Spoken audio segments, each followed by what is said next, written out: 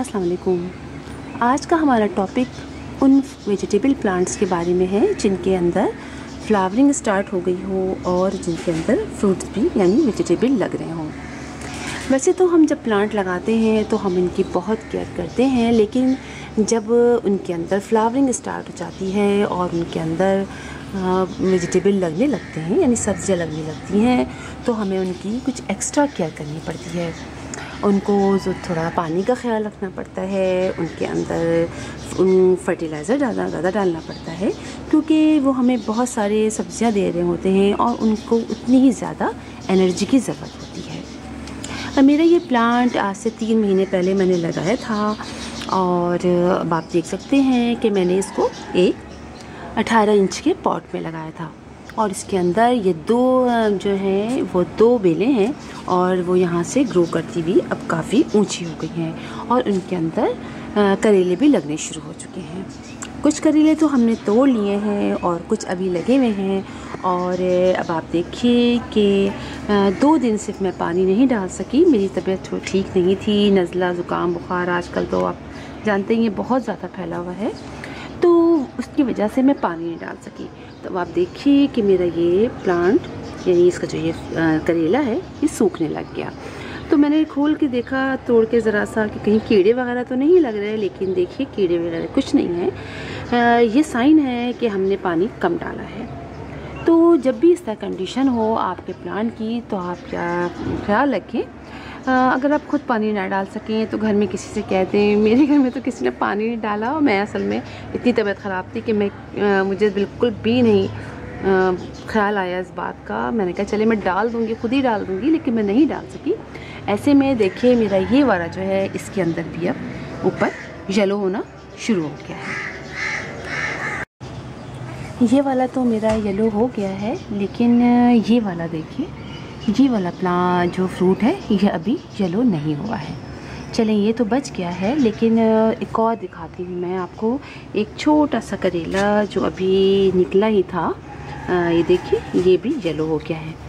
तो पानी का बहुत ज़्यादा हमें ख्याल रखना पड़ता है और अगर हम पानी का ख्याल नहीं रखते हैं और ख़ाली हमारे वहाँ अगर सिर्फ उस वक्त फ्लावरिंग हो रही हो तो वो फ्लावर्स भी झड़ना शुरू हो जाते हैं। ये दो करेले हैं, 2 ये बच गए हैं, इसमें अभी कुछ नहीं हुआ है, ये बिल्कुल ठीक हैं। और ऊपर भी 1-2 करेले लगे हैं अभी, इसलिए कि बाकी तो हमने तोड़ लिए थे। तो ये मैं आपको इसीलिए बता रही थी कि मैं आपको बताऊं कि फिर हमें क्या करना चाहिए। पानी का हमें स्पेशली जब निकल आए हमारे फ्रूट्स वगैरह यानी वेजिटेबल वगैरह तो हमें पानी का ख्याल रखना है। इसके अलावा आप देखें कि जो लीव्स आपके सूख रहे हों सारे, तो इनको भी आपने कट कर देना है। ये सारे लीव्स कट कर देने हैं। और इसके अलावा अगर आपका प्लांट जो है वो कहीं से इसकी ब्रांचेस सूख रही हैं वो कट कर दें। और आप देखिए मेरा ये ऊपर चढ़ गया है, दीवार पर तो सही था, लेकिन जो ये ऊपर ग्रिल पर जा रहा है, ग्रिल पर जाएगा तो ये सूख जाएगा। तो हमें ऊपर चढ़ा दें, लेकिन हमें ग्रिल वगैरह पर नहीं चढ़ाना है, इसलिए कि अगर वो चढ़ा गया तो वो सूखना शुरू हो जाएगा। अक्सर दीवारों से भी सूख जाता है, लेकिन कोई ऑप्शन नहीं है, इसलिए कि काफ़ी ये फैल रहा है। तो इस तरह इसकी केयर करनी है कि इसको ऊपर से आप उतार के नीचे कर दें और जहाँ जहाँ इसकी ब्रांचेस जा रही हैं आप इसको फैला दें। और इसको इस तरह चढ़ाना इसलिए भी बेहतर होता है कि अगर हम नीचे छोड़ देते हैं तो फिर उसके जो ब्रांचेस हैं वो मिट्टी में चली जाती हैं और फिर उतना अच्छा मतलब उनमें नहीं होता, फल नहीं लगते, फल ख़राब होने लगते हैं।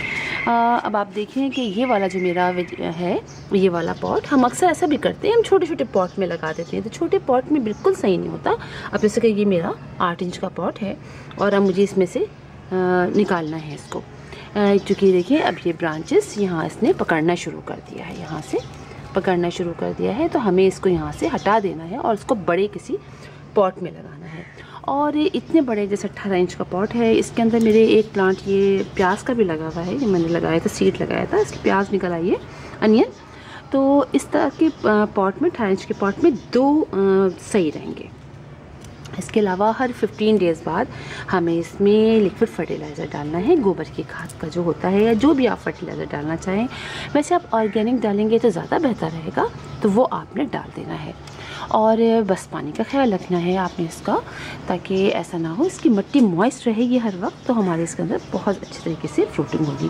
बिल्कुल इसी तरह अगर तुरई आपने लगाई है तो तुरई के प्लांट की भी आप चेक करते रहिए।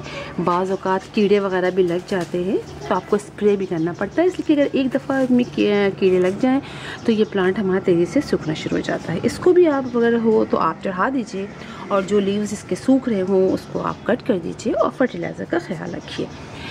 इसलिए कि क्वेश्चंस ये भी हैं कि फ्लावर झड़ जाते हैं, फल हमारा बड़ा नहीं होता, तो देखिए वजह यही होती है, तो आप इसका ख्याल रखिए। बस मुझे यही बताना था आपको। फिर इंशाअल्लाह किसी और वीडियो में आपसे मुलाकात होगी, तब तक के लिए अल्लाह हाफ़िज़।